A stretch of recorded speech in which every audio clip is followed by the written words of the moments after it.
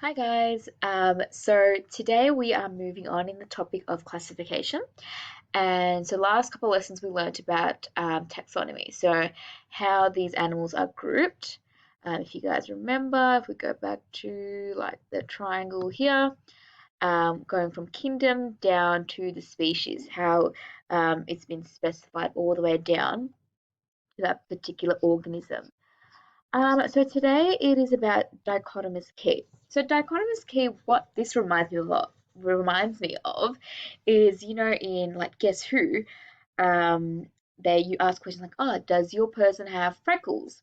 And if they don't, um, you flip the cards down until you keep asking questions until you find the other person's person, until you guess that particular person that they have. So this is what this is kind of about. It's like when, let's say you're a scientist and you came across an organism and then you have no idea what this organism is, but you want to identify its species. So you use this dichotomous key to figure out what this species is. And so we're going to be doing a couple examples and I'll show you um, how to do it yourself as well. So with the dichotomous key, um, what I'll do is I'll get back to this slide because I want to show you an example first so then you can understand what it is. So there are three ways you can express a dichotomous key. It's branching, tabular, and circular. So we're going to go through each one. So this is an example of what one would look like. You've got a group of organisms.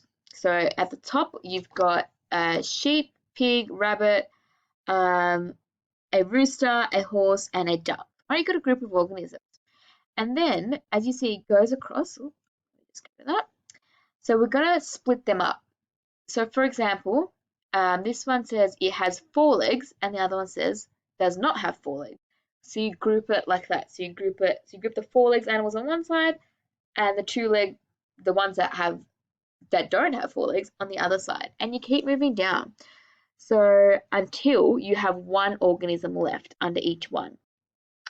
So for this one has 4 legs. The next one they ask is has hooves and does not have hooves.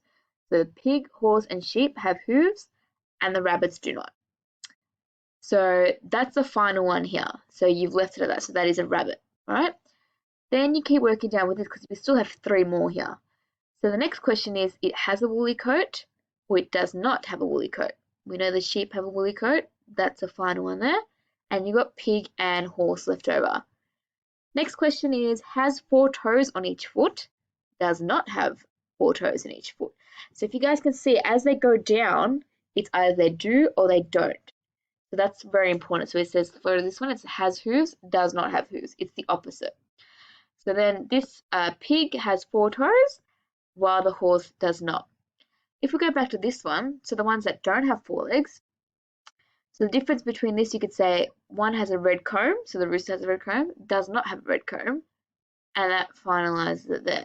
So for example, if you came across an animal, let's say you got a duck, and you've never seen this duck before, you don't even know what a duck is, you would use this table like, okay, does it have 4 legs?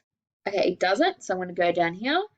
And then the next question is, does it have a red comb? Okay, this animal does not have a red comb. Oh, it must be a duck. So that is what a dichotomous key is. So this is a branching example. The other example is tabular key. So that's the one here on the side. So what you do is you work down like the table. So if this particular animal has wings, it is known as, I'm not even going to pronounce this particular dinosaur. If it doesn't, you go to question 2. So you go to question 2. Then you go, okay, does your one have bony plates on the back? If it doesn't, no bony plates on the back, you move on to 3. And you keep going until you name, in this case, particular dinosaur. So it's the same thing mentioned here, it's just done in branching. Tabular key, I guess, isn't that common, but the branching key is quite easy to read and easy to display your information as well. The other way you can use is circular key. So what you do, you start in the middle. So this is the same example we used last time. You got farm animals in the middle, and then you got has 4 legs, does not have 4 legs, and it's moving outside the circle, and as you move out, you get the particular animal. So if we go this way, it does not have 4 legs, and then you go does not have a red comb, it was a duck. So literally it's just displayed going down this, you're going across this way. That's what it means. Let's have a look at, let's go the other way. So it's a farm animal, it has 4 legs, it has hooves, it does not have a woolly coat, and it does not have 4 toes in each foot. It is a horse. So what they did was they went like this, this, this, and this. It's the same way as going that way. So that is another way you can display dichotomous keys. So this is my particular example. So what I did was I grabbed some jewelry and I made my own dichotomous key. So give me one sec, I'll show you guys. Okay, so these are my jewelry. So I found 6 pieces of jewelry. I've got a necklace, bracelet, and 4 different types of earrings. So I want to classify them and narrow it down. So the first question I asked is, do you wear it in your ears? So I set it out where, do you wear it in your ears? Yes or no. That's how I did it.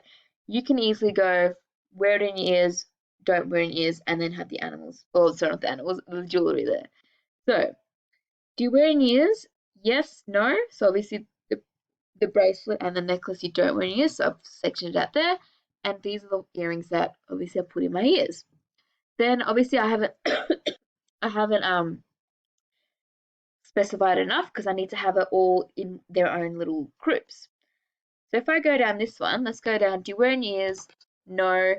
Do you wear it on your wrist? No, yes. You've got the necklace on one side and the bracelet on one side, and that's it, because now I've got them by themselves. So that ends there. There's no more. This one, we've got the earrings. My first question is, does it have gemstones? So there are some that do and some that don't. So the ones that don't are grouped here. The ones that do are grouped there. Still, I haven't specified it enough. I'm going to keep going.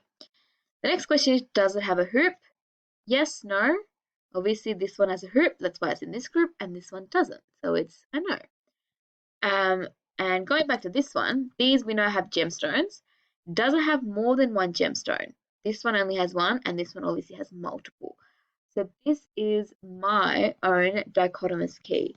So you should be able to pick 7 things or multiple things around your house and create your own one.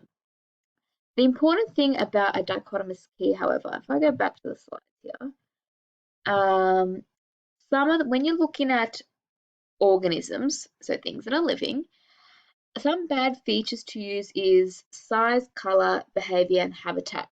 They are not good to use. So for example, if you've got a group of animals and you go, does it live in the jungle?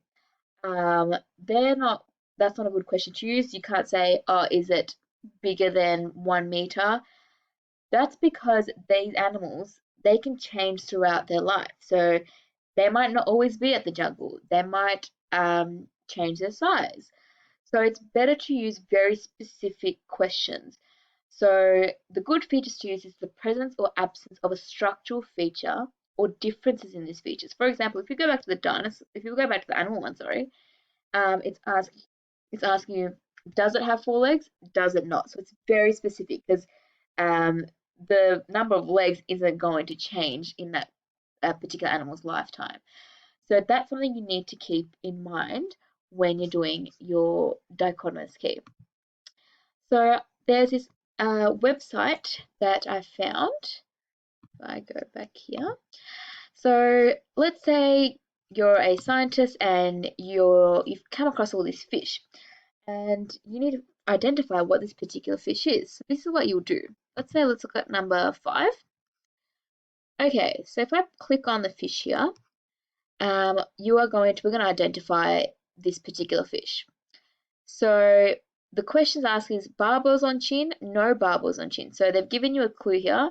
If it has barbels on chin, that means it has like the little whiskers. If it doesn't, so if we look at this fish, it does not have barbels. So I'm going to press no.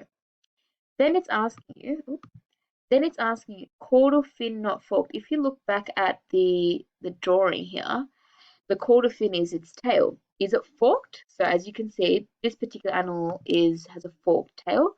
So I'm going to say yes, it is. Is a body shape compressed? Is a body shape not compressed? So if you look at the picture, compressed means it's like round and flat. Obviously this one is not. So I'm going to press no. Does it have a black line from nose to tail? This one does not. So I'm going to say no. And it says you have correctly identified the inland silver side. So that is the particular animal, this particular fish. So if we press on the blue arrow, it's given you the name. So that's the common name, inland silver slide. This is the scientific name, which you guys already know about. The size, the habitat. So this particular fish lives in shallow, weedy areas in fresh and brackish water, which is a mix of salt and fresh. And it's giving you some characteristics that we obviously identified when we're going through the dichotomous key. So no barbers on chin, caudal fin forked, bottle shape not compressed, and no black line from nose to tail. So that's how we identify this particular fish. So that's why dichotomous keys are very important, because it helps you whatever organism it is. So in this case, it's fish. It could be plants as well. So hopefully that makes sense, guys. And the activity will be on OneNote that you have to do for the rest of the lesson. Okay, bye.